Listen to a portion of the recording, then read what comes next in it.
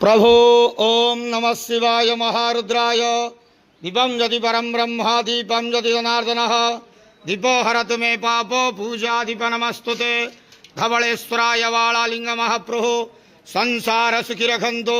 आज शुभ गुरुवार एकादशी रे समस्त श्रद्धालु भक्त मानक आश्रीपाद करंतु, मनस्कामना पूर्ण करंतु, कर्म क्षेत्रोन्नति करंतु, ग्रहरिष्ट खंडन करंतु, जगतर मंगल करंतु, विश्वर कल्याण करंतु, आपण नाम प्रकाश करंतु, शिवकर डाक श्रवण करंतु, समस्त गुआवसा भक्त मानकर मनस्कामना पूर्ण करंतु। जो जो भक्त माने आपण पाखरे मानसिक रखिछंती तांका मानसिक पूर्ण करंतु। बाबा धवलेश्वराय वालालिंगाय नमो नमः। संसार सुखी रखंतु, आनंद गवार। हरि बोलो।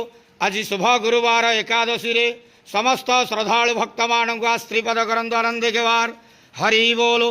धवलेश्वराय वालालिंगाय नमो नमः।